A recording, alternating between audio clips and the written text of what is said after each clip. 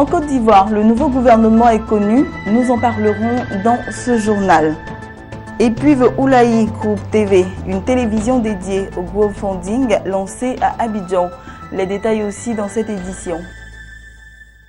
Bonsoir à tous, merci de vous informer sur Business 24 Africa. Le nouveau gouvernement ivoirien est connu. Il est composé de 36 membres. On enregistre 5 sortants et 9 entrants, dont 4 femmes, ce qui porte à 9 le nombre de femmes dans ce nouveau gouvernement, soit le quart de l'effectif. Selon le Premier ministre Daniel Kablan-Duncan, reconduit à son poste, il s'agit d'un gouvernement de mission et de combat. L'objectif, selon lui, est de faire de la Côte d'Ivoire un pays émergent à l'horizon 2020. Renforcement des institutions, transformation de l'économie, amélioration des conditions de vie des populations, notamment la position des femmes et des jeunes. Tels sont axes majeurs sur lesquels compte travailler le nouveau gouvernement. L'espace audiovisuel vient d'enregistrer un nouveau-né, The Oulaye Group TV. La première télévision de mobilisation de ressources a vu le jour sur le continent pour financer les projets privés et accompagner le développement des États africains. Elle propose à ses téléspectateurs un programme pour les éduquer à la culture financière et les inciter à contribuer au levée de fonds. La cérémonie de lancement a eu lieu ce mardi à Abidjan, Lawani Babatunde. C'est un canal à travers lequel les mobilisations de ressources ont des chances de rapidement s'accroître. The Oulaye Group TV a été officiellement lancé à Abidjan au cours de cette cérémonie festive. Cette activité veut inciter les Africains à contribuer fonds pour garantir les financements nécessaires à la réalisation des projets privés sur le continent. Elle propose à cet effet des journaux télévisés, des documentaires et des sketchs. Ce nouveau venu dans l'espace audiovisuel africain, disponible sur le portail www.theoulaygrouptv.net, se veut également un instrument pour accompagner les pays africains dans leur quête de financement.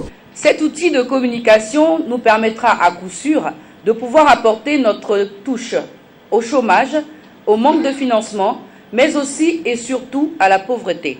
Elle se chargera de relever le challenge, celui d'éveiller les consciences sur notre Afrique nouvelle à travers le crowdfunding interafricain. Mais pourquoi crowdfunding est une chance pour l'Afrique? 80% de la population africaine est marginalisée par le système classique bancaire.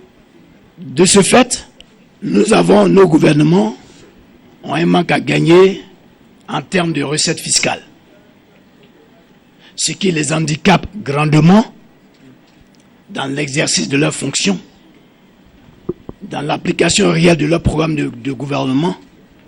Parce que quand vous avez 80% de vos populations qui est encore dans l'informel, il est pratiquement impossible pour vous de réellement accompagner votre secteur privé et d'être totalement indépendant. Vous ne pouvez pas amorcer un développement économique durable sans un secteur privé fort. The Oulaye Group est une entreprise qui regroupe en son sein plusieurs entités, notamment Oulaye Technologies, Oulaye Academy, Oulaye Transit et The Oulaye Group TV, le dernier né de la maison. 2015, une année positive pour le marché financier, notamment avec les performances de la BRM, la Bourse régionale des valeurs mobilières. 2016, une année pleine de promesses en ce qui concerne les activités boursières. C'est en tout cas l'avis de Touré Abdoulaye, directeur général d'une société très active sur le marché financier. On l'écoute. L'année 2015 a été beaucoup tourmentée et par la grâce de Dieu et les investisseurs, la BRVM affiche une progression de 18,8 de son indice composite, ce qui fait la bourse la plus rentable d'Afrique. Franchement, 2015 a été une année merveilleuse pour la BRVM. La BRVM affiche pour son indice composite 18,8, le Botswana qui est deuxième en Afrique 10%, et le marché du CAC 40, nos amis français, affiche 13% de l'évolution de leur indice. L'année 2016, nous espérons et nous sommes sûrs et certains, par le concours de tout un chacun, la BRVM va pouvoir non seulement rester à sa place de première bourse la plus rentable en Afrique, mais aussi augmenter, disons, la capitalisation boursière, parce qu'en termes de capitalisation, nous sommes 6e en Afrique et les dirigeants de la BRVM se fixent comme objectif d'atteindre la 3e ou la première place d'ici 2021. C'est notre souhait, ce sont nos objectifs, et il faut que chaque investisseur s'intéresse davantage sur la BRVM, et qu'on invite aussi les entreprises capables de se faire coter, de vraiment venir se faire coter. C'est un marché où nous avons tous à gagner, nous les investisseurs et les entreprises et même les États.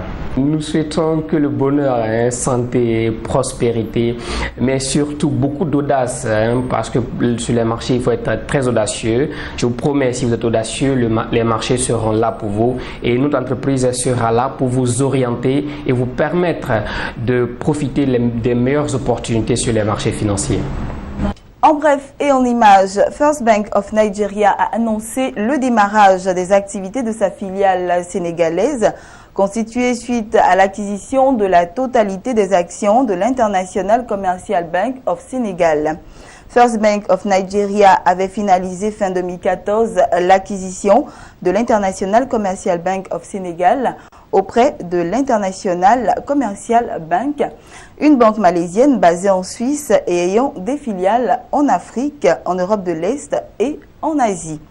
First Bank of Nigeria avait entamé son expansion en Afrique en 2011 avec le rachat de la Banque internationale de crédit en République démocratique du Congo. Et terminons avec cette information.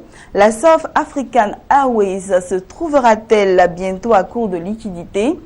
Selon une information révélée par un média en ligne et confirmée par le porte-parole du Trésor de la Nation Arc-en-Ciel, la compagnie aérienne a vu une requête de près de 250 millions de rands rejetée par Citibank. Ce refus impactera assez vite la compagnie car l'emprunt était destiné à assurer son financement à court terme. Cette situation de crise se profile alors que l'équipe dirigeante de la compagnie a averti à plusieurs reprises le conseil d'administration quant à cette difficulté à emprunter sur les marchés. Et c'est ici que nous mettons un point final à ce temps d'information. Bonne suite de programme sur Business 24 Africa.